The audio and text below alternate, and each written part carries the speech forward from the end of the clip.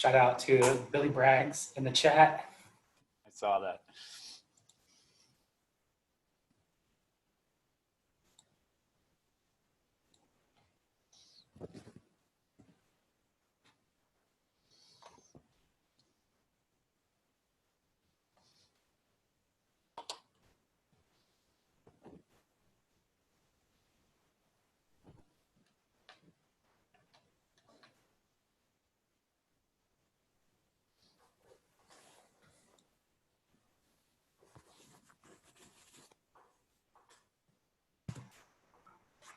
All right, so it is noon Central Time, 1 p.m. Eastern, 10 Pacific. All the time zones are covered. Welcome, thank you to everybody for showing up here for building union power and preservation. Hopefully the session will be very informative for you, as well as give you some empowerment to take into your workplace, as well as the world as a whole. We've got members of the Museum of Contemporary Art from LA on this panel, as well as a member of AFSCME, the organizing team. And so we're going to go through and introduce ourselves. My name is Tulowitzky. I am the vacant building specialist for the city of San Antonio. I'm also a proud AFSCME Local 2021 member. Shout out to my union there. Next, we're going to go ahead and introduce Olivia, who will then pass it to the other MoCA member. Hi, I'm Olivia. I'm an artist and writer living in LA. I'm on the organizing committee at the MoCA Union, and I've worked as a museum educator for a few years now. Hi, I'm Ryan. I am an audiovisual technician and preparator at the Museum of Contemporary Art and a couple other museums in Los Angeles. And like Olivia, I am on the organizing committee and one of the lead organizers of the MoCA Union. And hello, I'm EJ Serrano. I'm an area organizing director for the American Federation of State, County, Municipal Employees. And I work with our Cultural Workers United campaign. So I think I was going to get us started with a little bit of context, just, you know, the sort of labor landscape that we are all dealing with. In this country, union membership has been declining for, roughly 40 years, down from about 30% right around 1970 to about 11% now. That's about 6% in the private sector, higher in the public sector, but they've also recently been coming after the public sector unions, with which AFSCME is the largest. A couple years ago, there was a Supreme Court decision around Janus that, made it harder for us to maintain the economics of the union. But, it was an effort to bust public sector unions, didn't work. Our membership hasn't really dipped. It'll get tougher over time, but our members have really stepped up and continue to keep the union strong and moved us forward.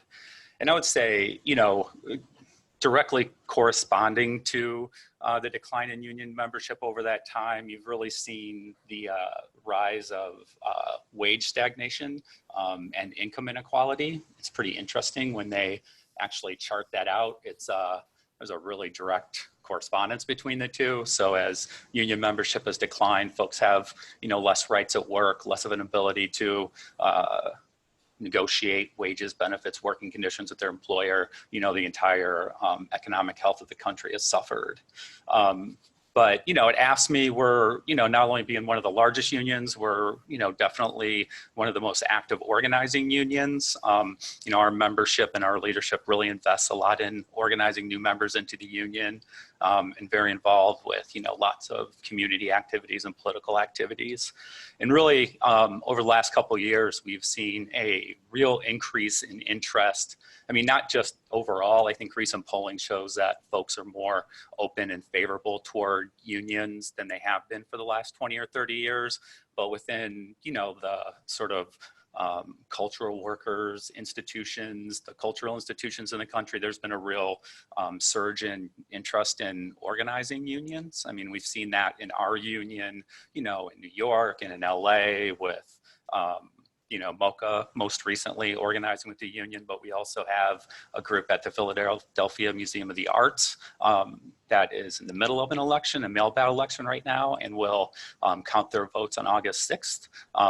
Just checked in with them yesterday. They're doing really well. Looks really good.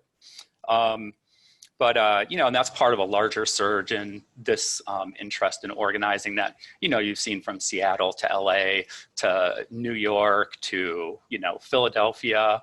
I'm from the Chicago area, so I got my fingers crossed that, soon we're going to be doing some, interesting organizing there.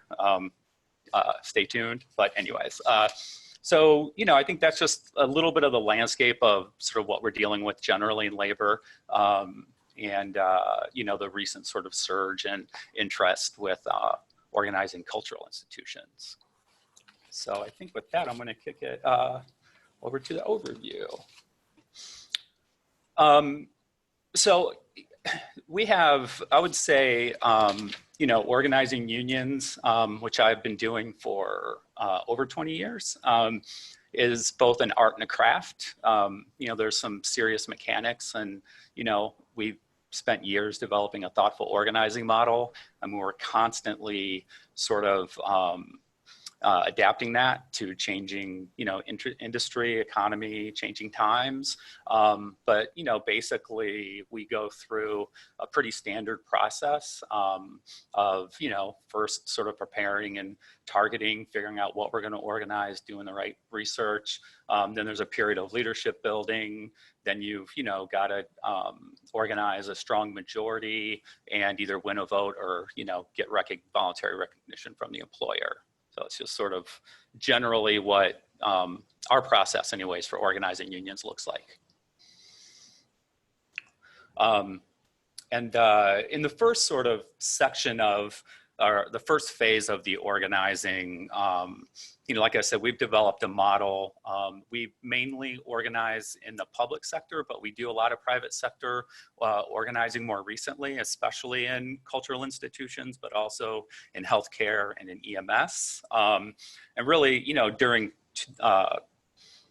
the targeting phase, we're really looking at like markets and industries, looking at sort of where we have membership density, sort of overlaying that with the industries in that area, figuring out like how we can sort of develop the greatest density and the greatest leverage for our members to win the best contracts and sort of make the best changes at work.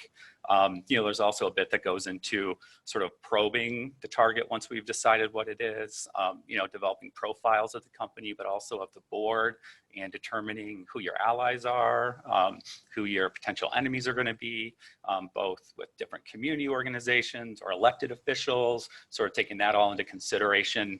And then, if we don't know who they are, we don't know who to organize. So, we also spend a lot of time and effort in developing, the list that we're going to need to be successful in organizing, developing databases, and really mapping out the workplace, before we get started.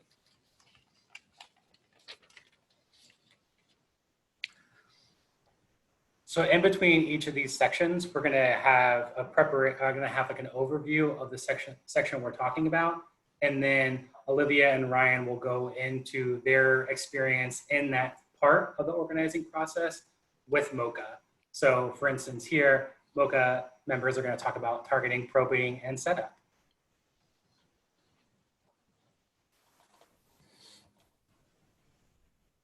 I can get started, I guess. Yeah, I guess the first kind of main step was just talking to a lot of people. One of the reasons why we decided to unionize was because MoCA is so fractured and a lot of departments didn't know each other. So a lot of the beginning stages of unionizing was just having one-to-one, face-to-face conversations with lots and lots of people. I don't know if you want to add anything to that, Ryan. Yeah, no, it's funny. It's actually, I just realized we also, there were some steps that different departments were doing behind the scenes on their own But we didn't actually know that there was interest in unionizing even going across different departments. And it was actually a year ago this week that we actually talked to each other. I got a tip that somebody in another department was starting to set up a meeting with an AFSCME rep, and we actually went and sat down with them. So it's funny. It's actually, I think like tomorrow or the next day will be a year ago that happened. Yeah. Yeah, no, I think that, yeah, there was definitely like a lack of understanding of what was going on in different departments. And I think that it was until we had these, these large group meetings at AFSCME, where we kind of went around and checked in and shared our grievances and saw that there was a lot of crossover and that there were a lot of grievances. So I think that was kind of the beginning stages of really recognizing how many people wanted this to happen. I think it's also worth mentioning that in the backdrop of us having these conversations, there was already a lot going on. There's already this movement growing in New York with the new museum and MoMA. And this was also really around the time that all of the Marciano workers just got laid off. So there was both this support for unions and inspiration about unions, but also this frustration about museums in general. So that was kind of in the backdrop of everybody's minds. Yeah, I would just like to say that like we knew about AFSCME working with the Marciano Foundation. That's how we kind of got involved at first as well, because we had some crossover of people working at both museums.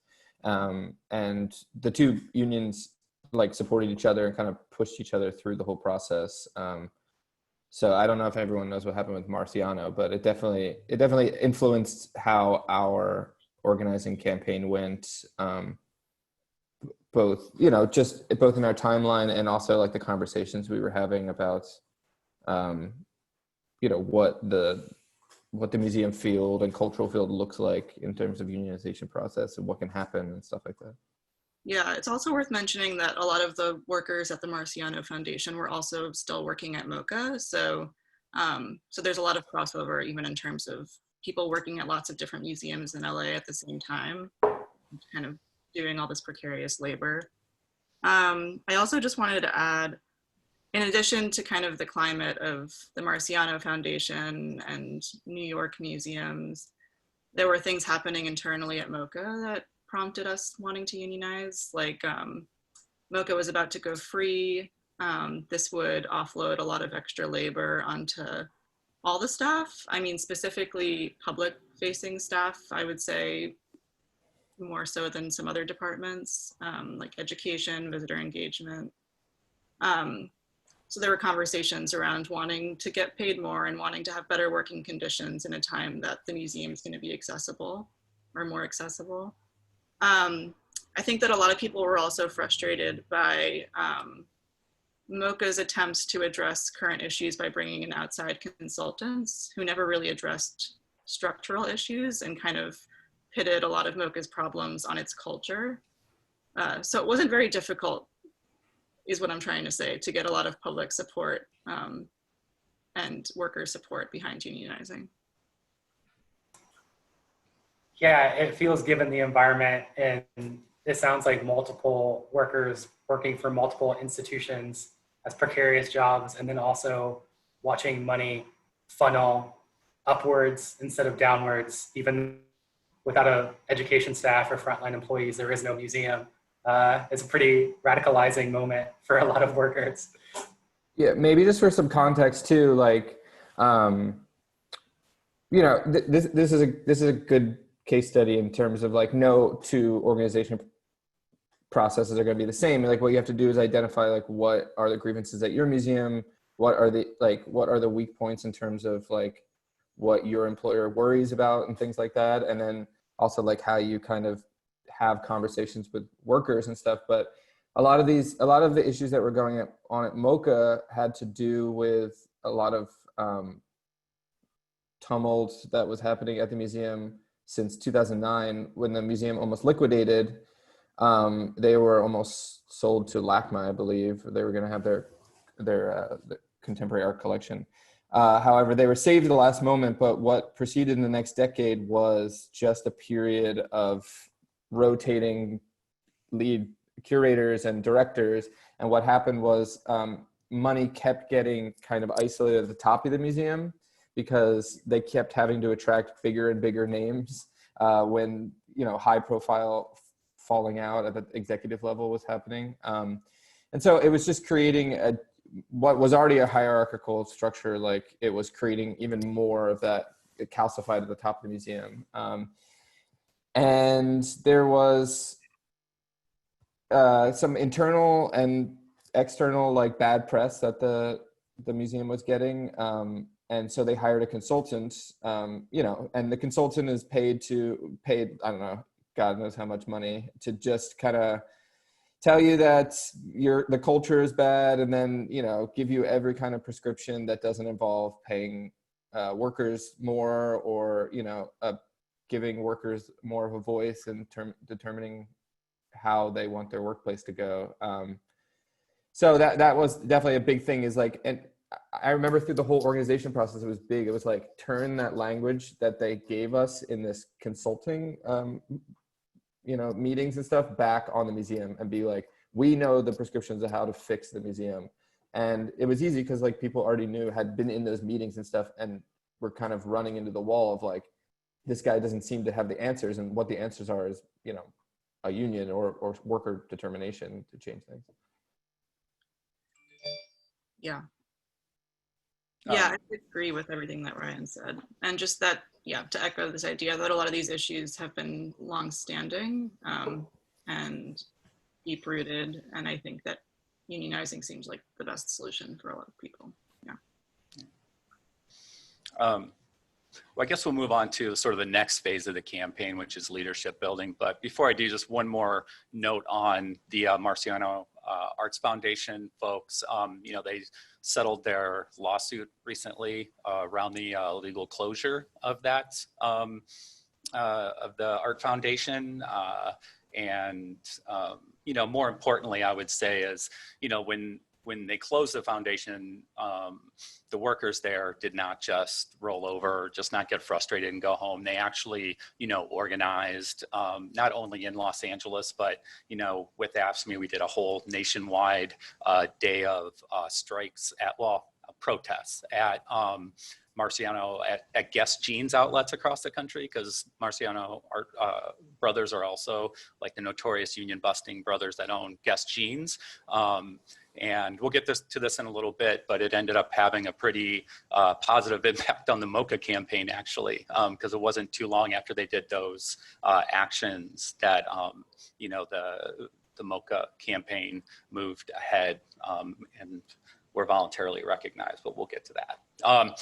So, you know, the next phase typically of the union organizing campaign is what we call leadership building, or, you know, this is the OC, the organizing committee phase. And frankly, it's probably the most important phase of the organizing campaign, because this is where you know, identify and recruit as many workplace leaders and supporters as you can to form an internal sort of communication network that we call an organizing committee that can make sure, you know, information is getting to the folks it needs to get to. You know, you can respond to, you know, questions that are coming up. You know, it's also fundamentally the structure that we move authorization cards, which is typically the way we assess support and get ready to file for a union election. And, you know, we have some standards around that. We try to have, you know, a representative organizing committee that's at least 10% of the workforce that represents, you know, not only different departments, but sort of different, you might just want it to be as representative of the employees as possible. And this is really what drives the campaign and holds it together when the boss starts, you know, its union busting activity. So, and you know, the other thing we do during this phase is really, someone hit on it, you really have to identify the issues that folks in that particular workplace are dealing with, and really develop your message around, you know, what those issues are and what solutions can mean, and, you know, what having a seat at the table and actual voice in negotiating your employer can mean.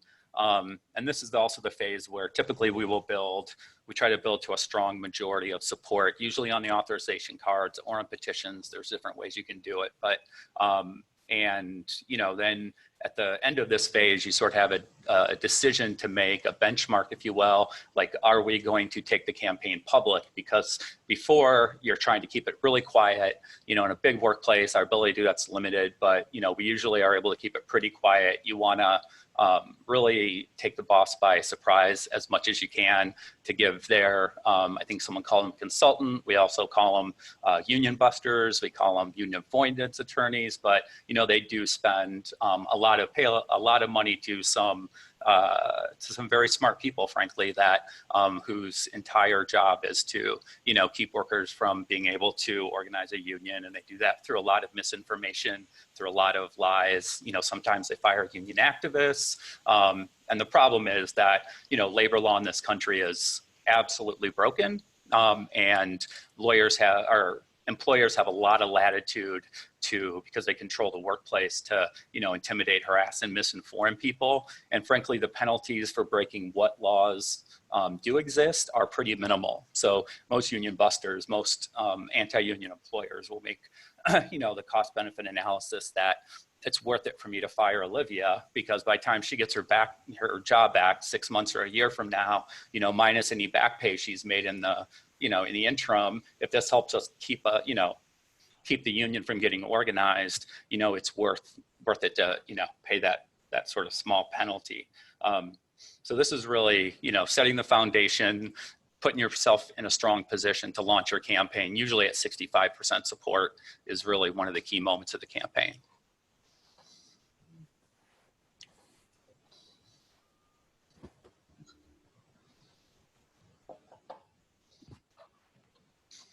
Okay, we're kicking it back to Mocha now.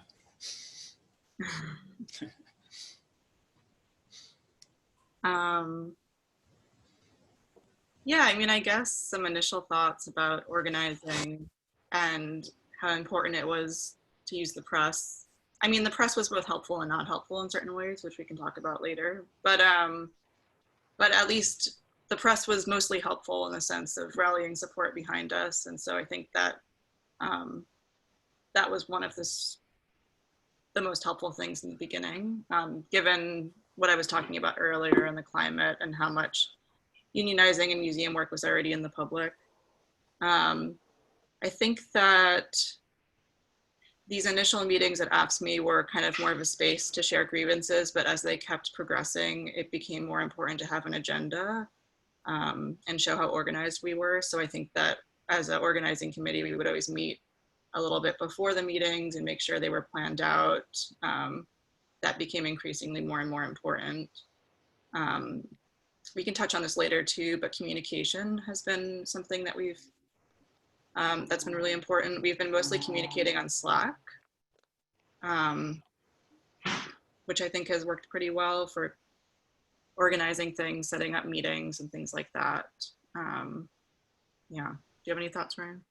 Yeah, just I guess lessons from our process that maybe I can impart to other people in terms of how to build leadership and then how to keep people engaged is that, you want to try to strike this balance of being as inclusive as possible, getting as many people that are eligible in your bargaining unit and keeping them engaged, but also realizing that, like EJ said, while there are protections in place it is legal to form a union. However, that doesn't stop people from doing shady stuff. So you want to strike this balance of, growing your circle of people strategically and not making people feel like they're left out, but also making sure that you're protecting workers. That's something that I always wish I had done better, but I think we tried our best to do it smartly. But yeah, what we also learned from the process too is that when you're growing first you're building your leadership council, and then you're growing outward, you also want to make sure that you're not just dangling the carrot of wages in front of the people you're trying to organize. You're trying to meet them where they're at. You are, and you're trying to have larger conversations. talk to them about what's going on at work, but also, feel where they are in their knowledge of the labor movement in general or organizing and stuff like that. I know that like in the past with our particular case, we've talked about maybe having wanted to do more like consciousness raising in terms of like just making people feel more involved in the larger issues, and feel connected to the larger movement that's going on in, around the country, but also in the cultural sector and stuff like that. So like since we've gone on, we've had our core people who like, midway through the organizing process, were obvious leadership council people. But as we've gone on, we've realized, as Olivia said, like the need to keep communication and people engaged is a constant challenge. So, finding jobs for people to do, but also making sure that you come to meetings that are informative and like get to the point, but also leave space.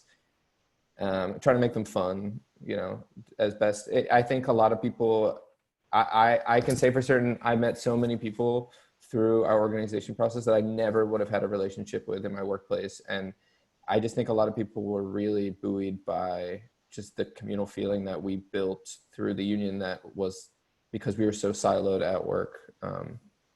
The union is also a space for like, bonds to be created as workers and like colleagues, Yeah, just to kind of, to echo what you were saying, I think like word of advice, I think that in the initial stages, there's a sense of urgency in wanting to get things done.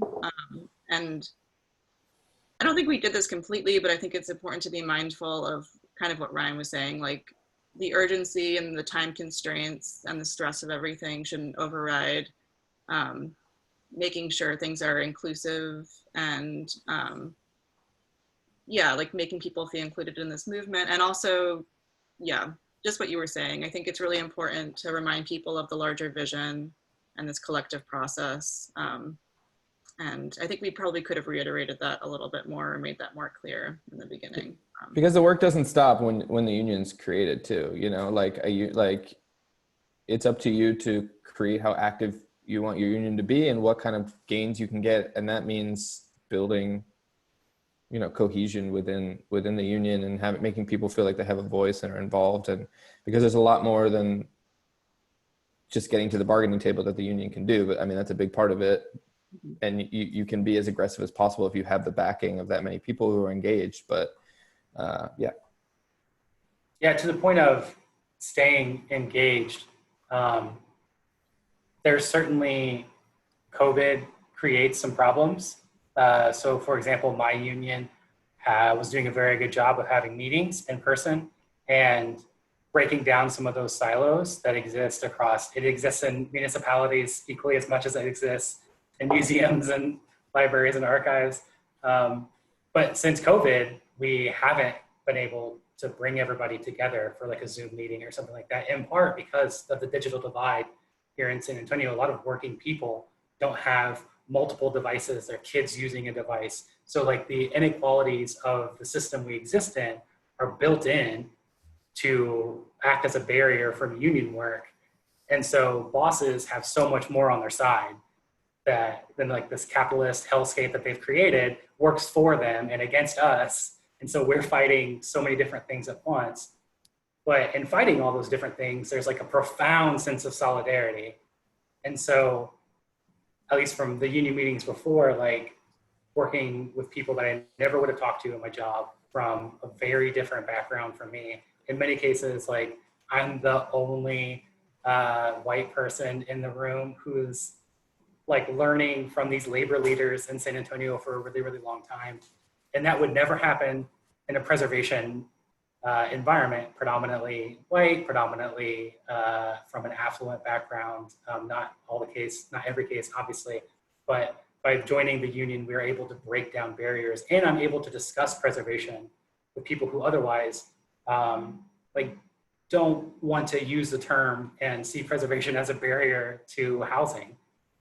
So it's able to do a lot of consciousness raising just by existing in these spaces and hopefully feeling empowered to give your experience. And no one's trying to like cancel you for saying the wrong word, because everyone hates the boss. Like everybody bonds over the lunch lady and everybody hates the boss. So it's all good.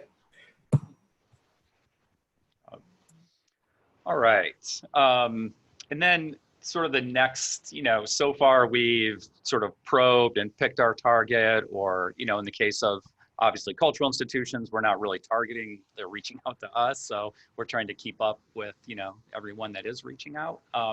But after you, establish your organizing committee, you've, built yourself to a strong majority of support, the standard rate to go with is 65%. Then we'll usually take the campaign public, which means a few things. It's the first time. Usually it goes very public with lots of pictures and quotes from the employees, videos from the employees, lots of communication, really trying to demonstrate like a lot of very visible solidarity. Because that's going to be important to hold this thing together over the next 6 to 8, maybe longer weeks, or maybe even longer, until you can actually get to an election. Typically what will happen is the organizing committee will, what we call march on the boss, which means they'll deliver, the petition to the boss, demanding recognition, laying out a lot of their issues, and, providing a lot of potential solutions for that. Usually the employer is not going to take that avenue, although in the case of MoCA, they did. I think at first they weren't going to, and then they, made a calculation and decided that they were, I think, largely based on some of the things that happened at MAF and what was happening nationally. And I think the work the MoCA committee was doing to put, public pressure on them to do the right thing. And the reason we usually try to build up to 65% support before we demand recognition or file for an election with the NLRB or something is because that's really when the anti-union campaign kicks in. That's when the bosses' consultants will start doing their work in a really concerted way. And, again, lots of lies, lots of misinformation, lots of intimidation, especially of, very public union supporters and folks that are known to be on the organizing committee. And then as a result, I think on average we'll lose about 10 to 15% support, as a result of that. So it's really, figuring out how you maintain your momentum over this period of time between when you go public and file and when you're actually having your union vote. So this is we call this the critical period because, it's not easy to hold this together. It seems like everyone should see through their lies and not be tricked, but, they pay a lot of money to smart people to do this because it works. And so, you just got to be ready for that. And a lot of inoculation before you go public and as you go public, because, a lot of their tactics, a lot of their strategies for, trying to crush the union effort, they've got a playbook too. And so you can kind of anticipate a lot of the things they're doing. And the more you can prepare folks for that, try to lessen the impact, take the wind out of their sails. And hope that you sort of clear the tree line and you've got your 50% plus one on the day that you vote so that you can get the union officially recognized. And those votes were, the time it takes to get an election, we'd actually reduced that under the Obama board, National Labor Relations Board. But the Trump board has lengthened those elections again by giving the employer a lot more opportunity to object to certain things and just use different tactics to delay the process, because they know the longer it takes to vote, the more time they have to discourage people, and the less likely the effort is to be successful. So time is not our friend. We're always very urgent to move these campaign forward quickly, because you really gotta. It's not easy to hold on to that support to get to the election. But we're constantly reassessing and retesting our folks to make sure, we know who's slipping, we know who we need to talk to. We do a lot of public tests, and the biggest one, and I'm not sure if you guys did this at MoCA, but, we usually do like a big GOTV petition is what we called it at the end of the campaign, where, everyone that's voting yes like, just a few days or a week before the actual vote, will sign a public petition, put their picture out there, give a quote, just to, again, demonstrate this very visible solidarity that'll keep people strong, through the election. Yeah, can I say something about that quickly? Is there time? Oh yeah. Yeah, I think that was something that we talked about in the beginning stages, is the importance of having people give quotes and give reasons for wanting to unionize that were real, that weren't just like because everyone else is union, like actual reasons why they wanted this to happen. I also just wanted to say that as much as outside consultants are to blame for people being scared of unionizing, there's so much internalized misunderstanding and fear about what unionizing means. And I think that was something I rubbed up against, like people thinking that unionizing automatically meant striking, or people thinking that you can kind of move to the top of the hierarchy as opposed to making change collectively. So I think there was a lot of internalized, a lot of things that people had adopted from their upbringing or from other people. Yeah, maybe it's worth kind of talking about what exactly happened with our case, because it's not going to be what happens with everyone, because it's kind of a extenuating circumstances. But one of the things I'm most proud about with our organizing effort was after, our organizing effort was so tied to what was going on at the Marciano, because, we considered them our sister union from the beginning, and we were both pushing each other to get the ball rolling as much as possible. And so they filed for an election and marched on the boss in early November of last year. And then a couple weeks, like a week later or whatever, we got the news that the museum was shuttering. And instead of scaring people, I think that it made people more resolute to speed up our timeline and get it moving, and also realize that instead of being afraid, we were actually, with all like the negative press that was coming out, and recognizing that one of the things that MoCA feared most based on the tumultuousness of the last like few years was bad press. And so it ultimately sped up our process to march on the boss like as quickly as possible. And I think, it was like right before or right after Thanksgiving, we ended up marching. And it was recognizing those weak points of your boss, and also being strategic about when you roll out stuff to apply maximum pressure. That's something that we always talk about, is like when do you have leverage? How do you build leverage? And being strategic about that.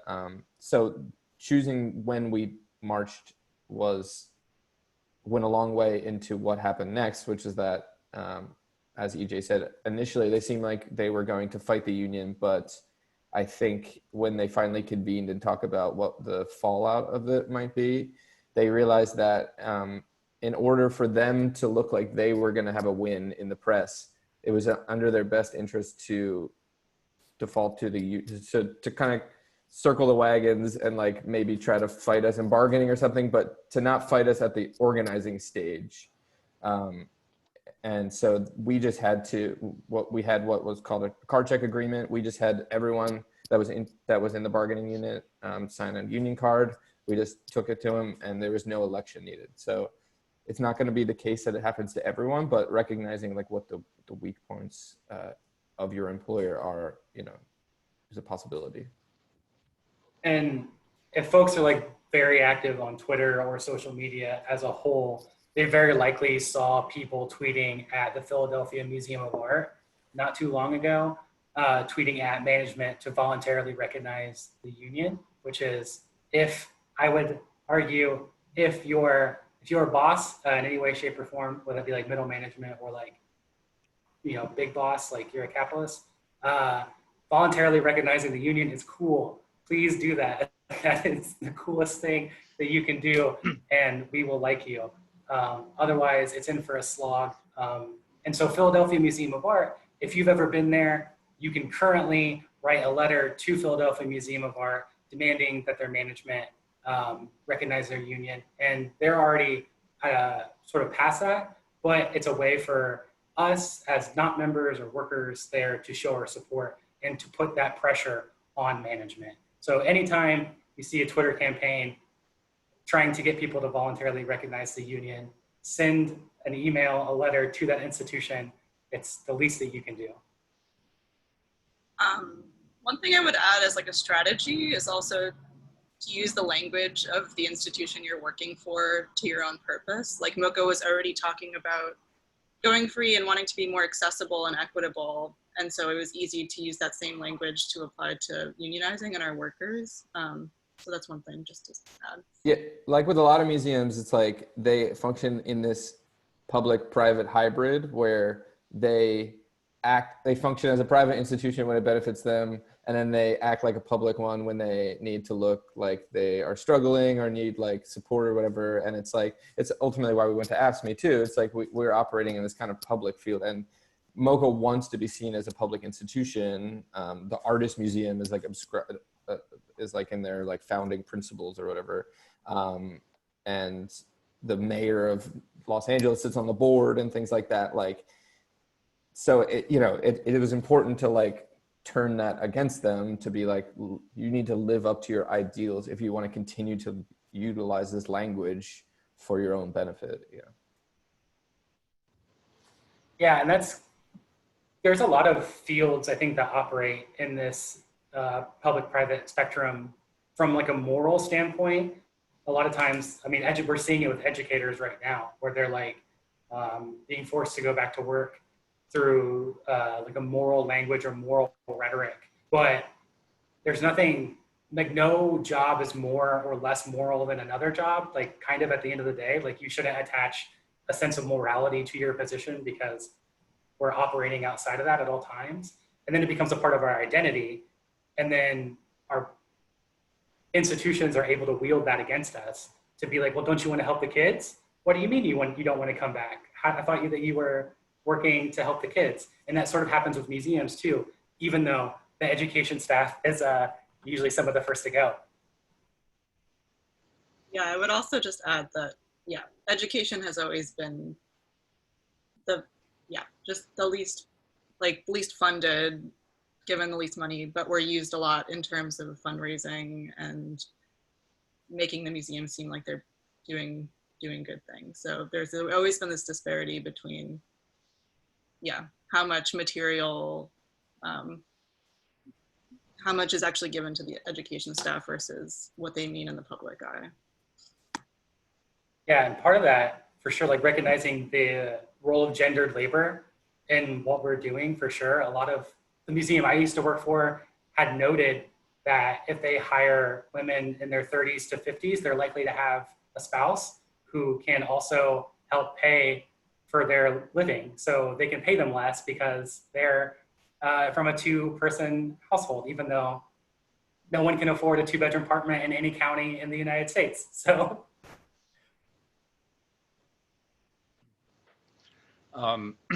Yeah, and after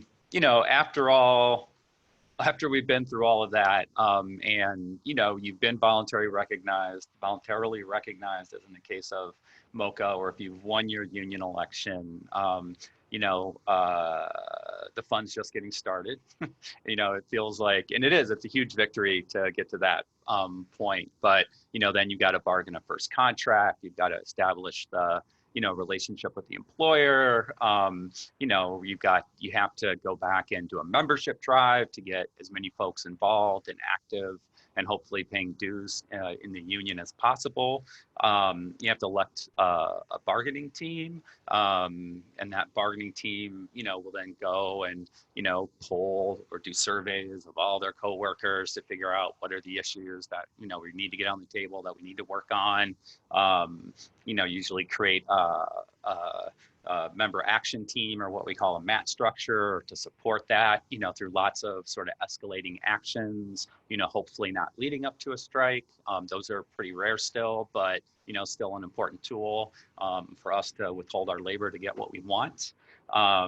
And, just transitioning from this period of really intense organizing around winning an election to, a lot of intense organizing around, winning a first contract and really setting up the relationship with the employer. And I would say, for most employers that we've had long-term relationships with, we typically end up having a pretty decent relationship with them. I mean, they're still our boss, so it's always going to be one that we can't take for granted, and we got to continually organize to make sure that our members are treated with dignity and respect, and are being compensated in the way they should, and all of those things.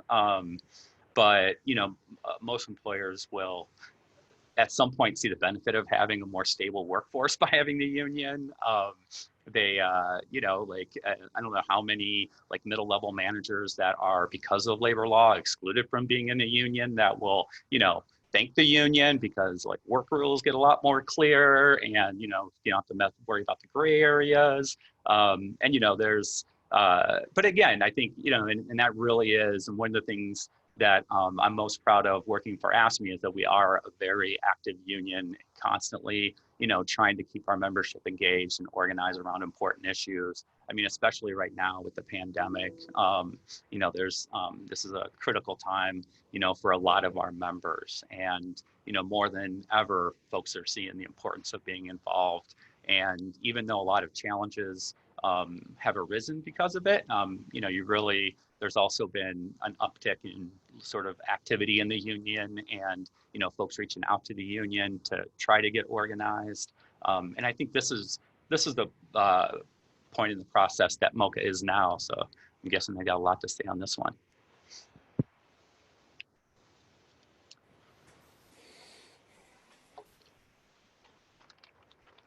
You can go first, Ryan.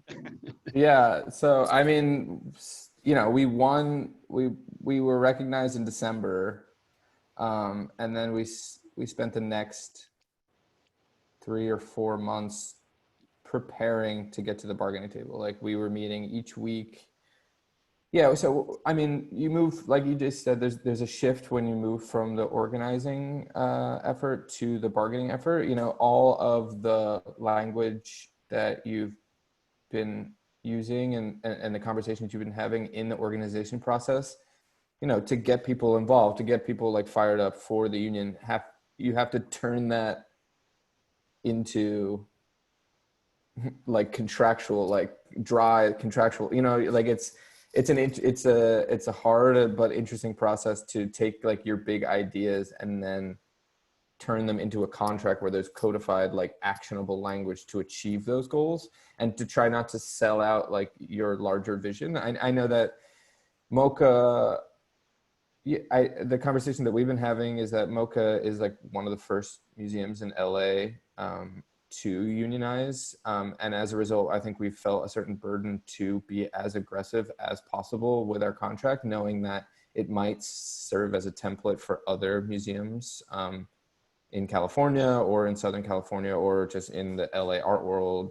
cultural museum world, to look to and be like, well, they did it. So, you can, if the employer just want to kind of wants to get it done, like they can take a lot of the language that we use. So yeah, we spent like a number of months working on this contract language.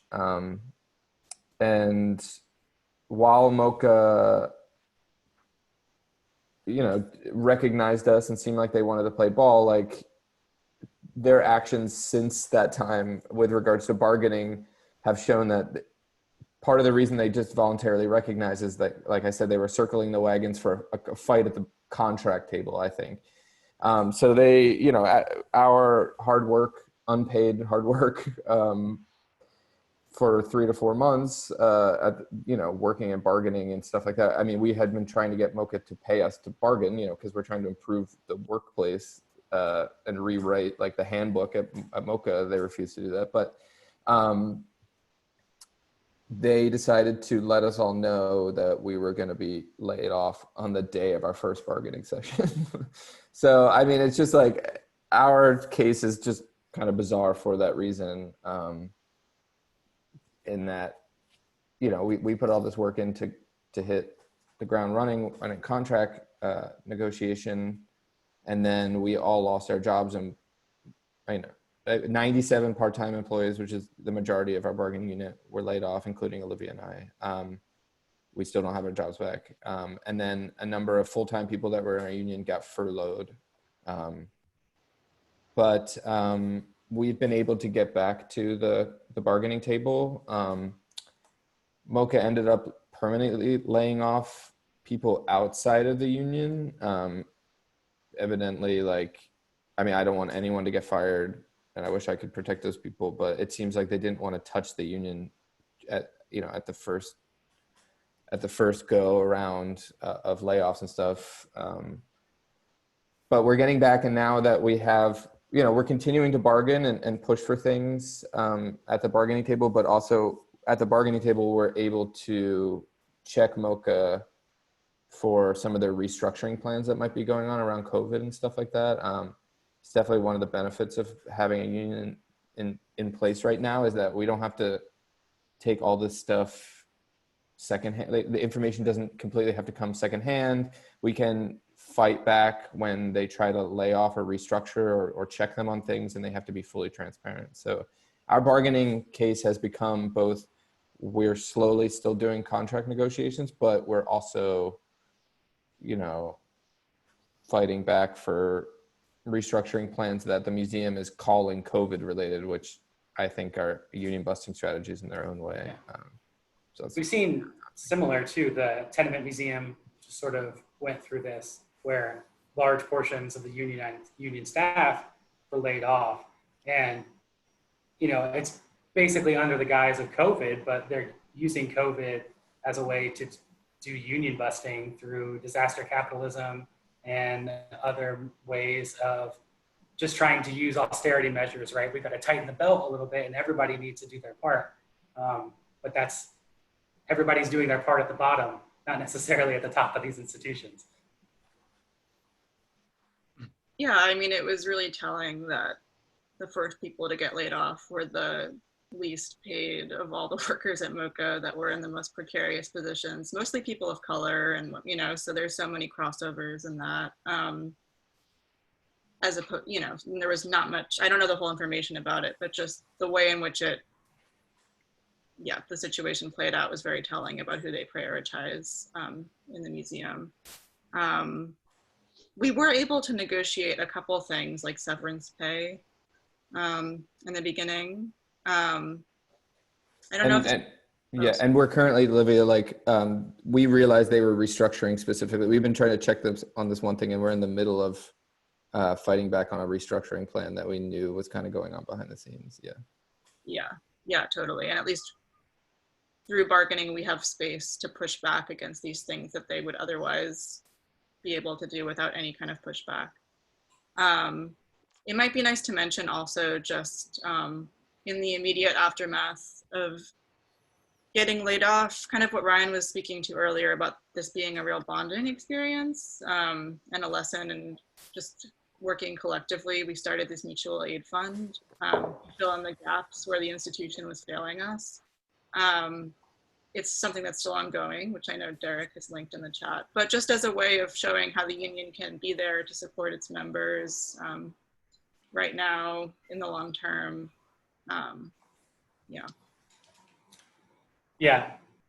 So I keep dropping that link in the chat, as well as a link to the AFSCME Cultural United Fund as well, or campaign, so people can join there. So we are aware that, an injury to one of us is an injury to all. And so looking at these unions as a more holistic part of the labor movement, I think is a really good framing, because as somebody had mentioned in the chat, right, like preservation is a very small, we all kind of know each other. I can recognize names on this preservation conference, right? So we kind of need to broaden that a little bit to either be like larger cultural workers, or we're a part of like the built environment workers, or I would argue we're just workers. And so we deserve to be in one big union where we can advocate for ourselves. And so we touching a little bit on preservation here. Some of the questions were like, how do I advocate for myself? How do I argue for a raise? And, trying to recognize that these are things that we all want and deserve as workers. And unfortunately, it all comes down to asking, which ultimately is begging, right? Like we're asking, hey, I've done a really good job. Can I please get more money? Or can I please get a promotion and then give more money or something like that, right? But ultimately, there's no magic phrase like in your interview or in that interview process that's going to be able to get you like $10,000 more if that's what you think you're worth, which everyone is underpaid across the board except for people who are making $17 billion in a day. And I would argue some people probably a little bit below them too. Most of us on this panel, we are closer to being homeless than we are to being millionaires. And so we should operate our lives as such, right? So we can bargain for ourselves, we can advocate for ourselves, but doing it on your own is where you're going to lose. You're ultimately asking your bosses, not like your direct boss, but maybe your big boss. In my personal experience, it's like HR department. And HR just says no. And then I go, oh, okay, well, thanks for asking, I guess. Like, that was really nice of you for maybe looking into it. I appreciate it. Please help me out a little bit. But if we are together as a union, there's some bargaining that can happen there to raise all boats, right? Like, if my job were to be 100%, let's say we had 100% union density, right? That pay is going to go up. So when somebody comes in for my job after me, that pay is already higher. So I've, by proxy, hopefully gotten that person who comes after me more money. And so it's not just thinking necessarily about us, it's thinking in the long term, right? If we can consistently raise wages, whoever's behind me is going to help as well, who is going to get helped as well. And then remembering that these wage issues are systemic, right? Like, my boss is underpaid, my boss's boss is underpaid. We work in a municipal government, so all these jobs are underpaid. I'm going up and talking to people, they don't have masks on, I'm still working. I'm not getting hazard pay. A lot of people, no one's getting hazard pay, very likely. So all of these things are things that are part of a larger system that we, from our personal actions, are unable to interfere with. The only way we're actually able to interfere with those is by banding together through a union to argue on behalf of all of our fellow workers. And there's not like a magic bullet or whatever else we want to use. There's nothing that is going to be able to come in and save the day from you. Even unions aren't able to do that, as we're seeing, because we aren't necessarily as highly leveraged as we are, as we want to be, but that's why we fight for that world, right? That's why we continue pushing, because we know it's not just about us. And then last thing I want to touch on here is don't let capitalism win. Don't let them think that some failing of you unable to pay rent, as you know, millions of families are about to be evicted across the country, your inability to go to a dentist, your inability to have health care, don't think that it's because you didn't go to school or you don't have a master's degree or because you didn't have the certifications or take as much classes, when it's not necessarily anything to do with that. It's because our wage labor system is awful and we have to operate in it because we have to labor to earn a wage, unless you're a landlord or a capitalist and then you steal my labor and call it rent, but that's a whole other thing. And so then you're able to get by, right? But don't take it as a part of your identity. Don't take it personally. We are so much more than our jobs. And this goes along with a mental health session later, right? Like, preservation can build into this sense of morality and make it you are your job, or make it a moral dilemma, when really, you know, you have to get a paycheck. And so this paycheck's as good as any other paycheck, really. Don't take it personally. We're all in this together.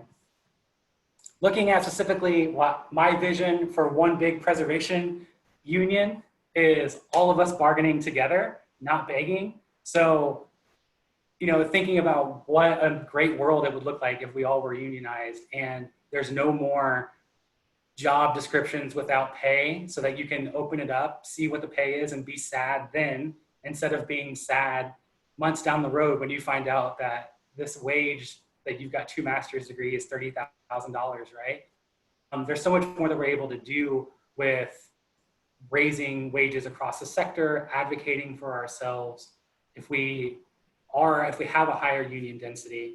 And then preservationists, I cannot urge you enough to advocate for large political projects like a Green New Deal, advocate for a homes guarantee. Housing is a human right. The ability to have low utility costs, as well as not dealing with environmental racism, that is a human right as well. advocating for projects like a Green New Deal and a homes guarantee build the innovation sector, because we're ideally giving those to union jobs, but also we're able to advocate somewhat, right? Like we know a Green New Deal, if we're talking about reinvestment in existing homes and we're talking about becoming more energy efficient, the capitalists can get a hold of that idea and start demolishing older homes. And then they're arguing, well, we're doing it in the name of Energy Star or LEED certification, which, you know, we all have our thoughts on that. But we have people of color and poor communities who live in some of these older neighborhoods because the housing is smaller, the square footage is lower, the rent is lower, or, you know, they're not in the best condition, right? So by advocating for a Green New Deal as a part of the preservation movement, we can hopefully get ahead of that. But we're only really able to do it if we're standing together, right? We're letting people, there was a stir up with DC not allowing panels on historic districts, right? So we need to organize off of efforts like that and get ahead of it, because otherwise there's going to be language that we're just sort of left out of it. And I really want to leave it here for Olivia and Ryan to talk about this political and activist work that they can do through forming a union or forming a union local, and more work that we can take it out just outside of our sectors, right? We know that we have a bigger world to win. And so how can unions take part in that?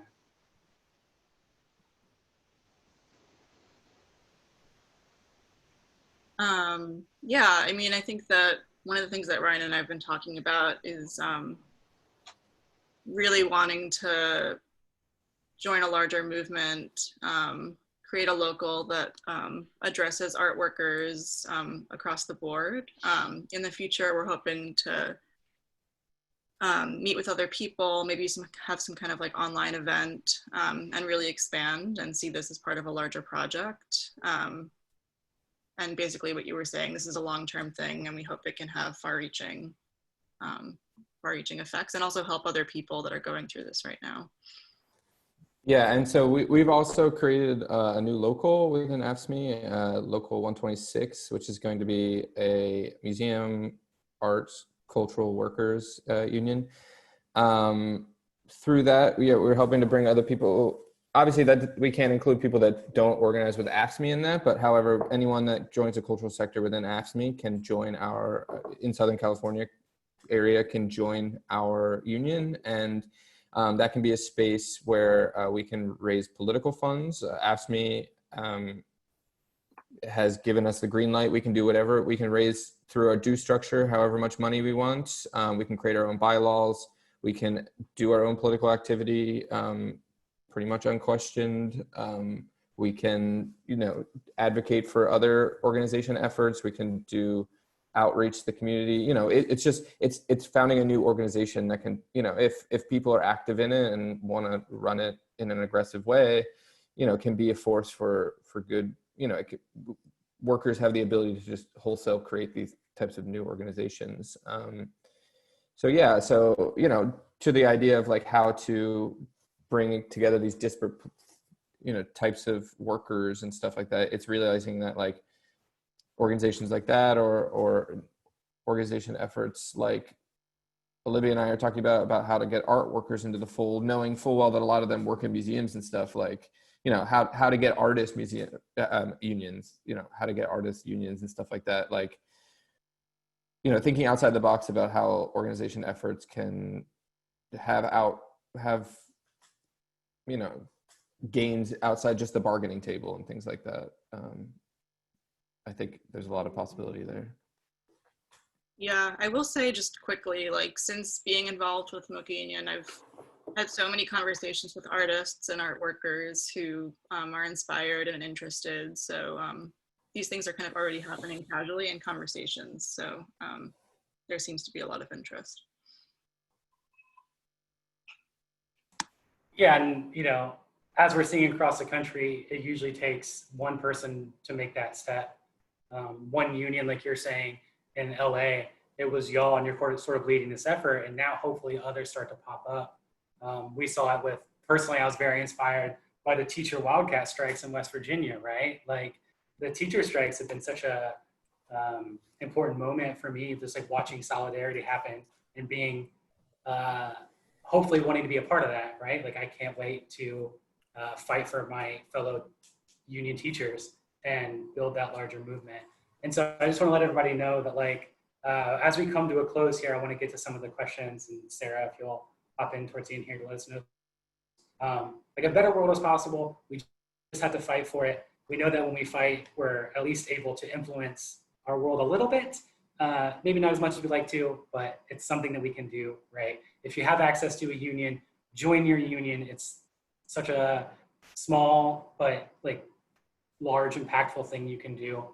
If you don't have a union and you want to start a union, I would recommend joining AFSCME if you're able. I've had really good experience with them, but also note that there are a lot of others, like Carnegie Museum is, I think, unionizing with like the steelworkers, right, EJ? Yeah, they're organizing with the steelworkers, which is like tight. Like, yes, absolutely. Let's get more artists, steelworkers in there. Can I plug something too? Yeah. I wanted to plug the DSA has been a great resource for us. I'm part of the labor committee here in Los Angeles, and on a national level, the DSA has created something called the Emergency Workers Organizing Committee, EWOC. That is,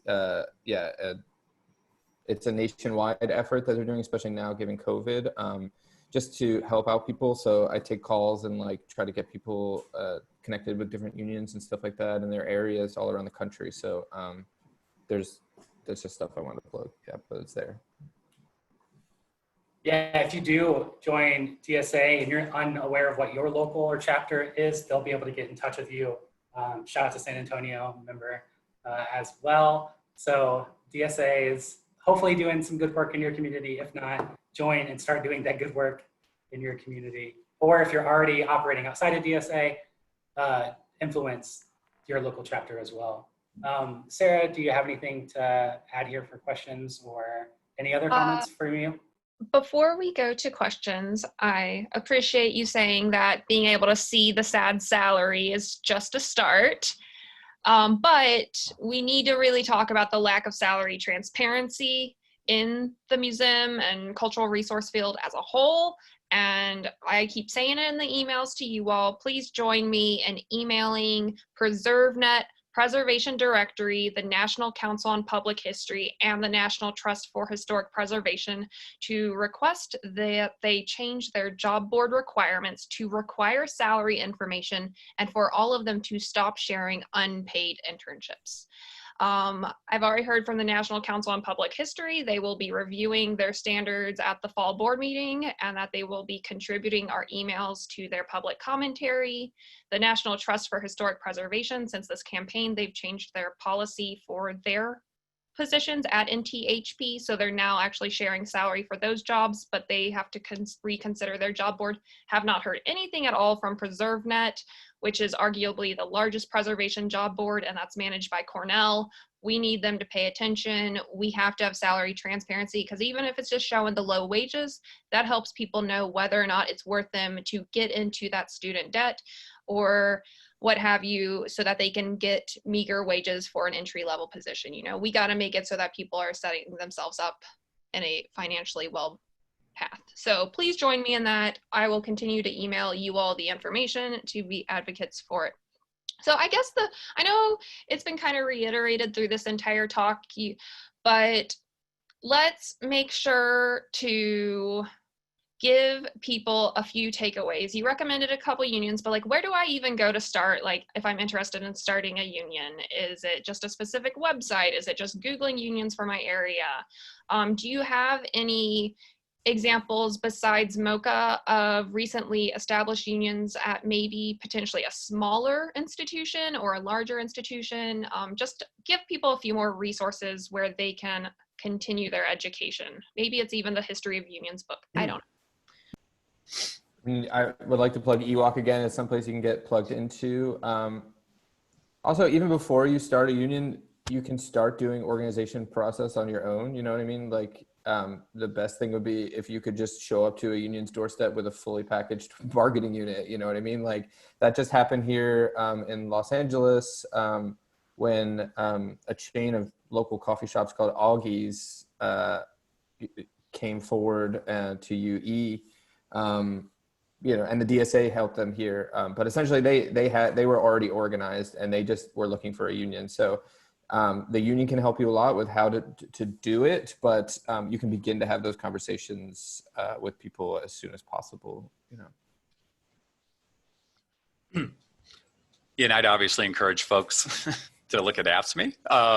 And certainly, you know, you can go to culturalworkersunited.org, and we have a join us page where you can get a lot more information if you're interested in organizing a union at your particular workplace, or just getting involved with sort of the bigger national movement that's happening. The landscape seems like, having worked with EWOC and now like looked at labor on the national scale, what you kind of run up against is that not all locals or like district councils or chapters are the same. You know, it depends who's running them. So it's important to kind of see where they're at, determine whether you want to create your own local or something like that. But, you know, just kind of, you want to start asking questions or get plugged into the scene to see, you know, who most aligns with your values, who's going to be like militant and back you up when stuff happens.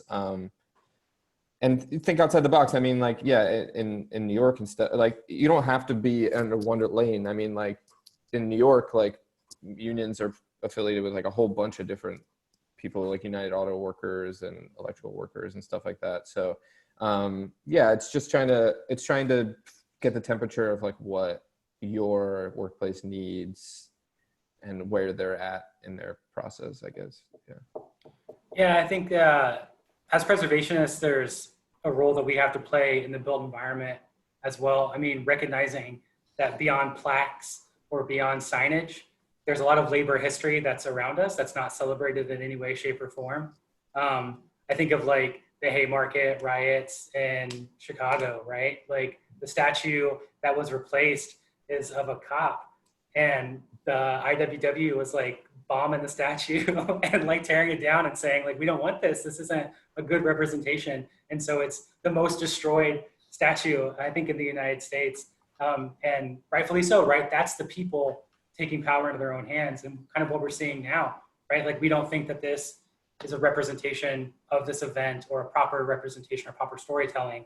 And so I think that preservationists, we can celebrate labor history as well and start to normalize that a little bit, so that there's not as much of a, we don't think that we're necessarily tearing down the whole world, right? Like, we use antagonistic language. I specifically use antagonistic language very frequently, but it's not because I'm particularly angry or because I dislike anybody or anything like that. I just think I deserve a fair wage, and I appreciate the history of the labor movement and what they've given me. So I want to give that back. I just wanted to say one thing, Sarah, you're kind of the conversation about salary and unpaid internships. And I think something I've thought a lot about is the problems that are specific to cultural institutions, and this feeling that it is almost an internship for a lot of people, or that's how it's talked about. Like, it's an opportunity to learn. And there's a distancing of seeing yourself as a worker and just feeling like lucky to be there. And I think that holds people back sometimes, or it's kind of a tool that the museum uses to separate cultural workers from the larger labor project. I just wanted to add that on there. I also think there's potential there. I mean, I was telling this to Derek and EJ when we were Olivia wasn't on the call before, but she's here now. But this is stuff we talked about before, about like feeling invested in, if you want to work in this field, you know, as it stands now, your only leverage is to leave your workplace or go find somewhere else, you know, like, that's the only way you can get more wages. But I think there's a potential in such a field where people are so used to doing unpaid work, or like work that's not directly like benefiting maybe their client. You know, people do a lot of invisible work to climb the ladder and stuff.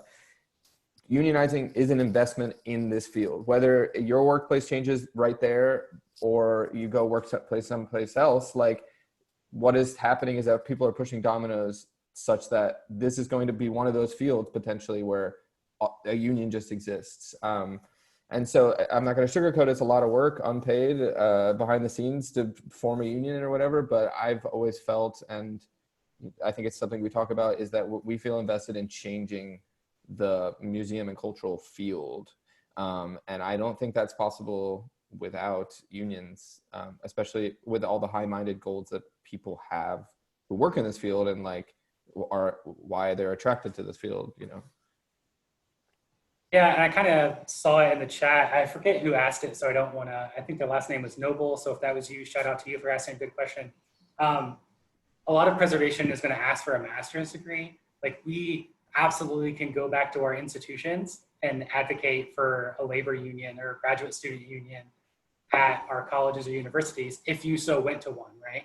So we can build in some protection there for our comrades who are operating in debt, likely taking out student loans, right? We can give something back to them if are able to do it. We can at least advocate on behalf of them as, I guess, alumna.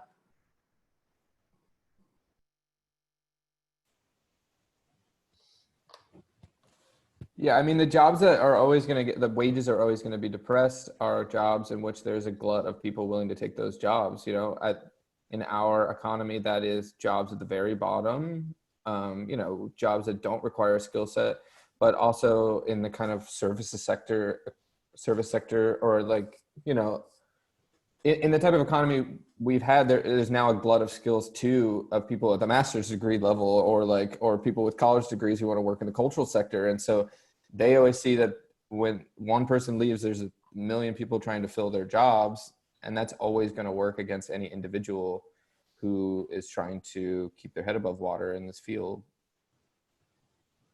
Thank you so much for the rousing discussion. I hope everybody looks into labor history, especially because labor history is tied to suffrage history. And I know we're all celebrating the 100th anniversary of the 19th Amendment this year.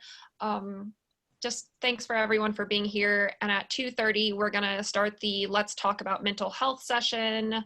Yeah, thanks for being here, and thanks for everybody for participating. Recording information will be sent out tomorrow. Thanks, everybody. Thank you.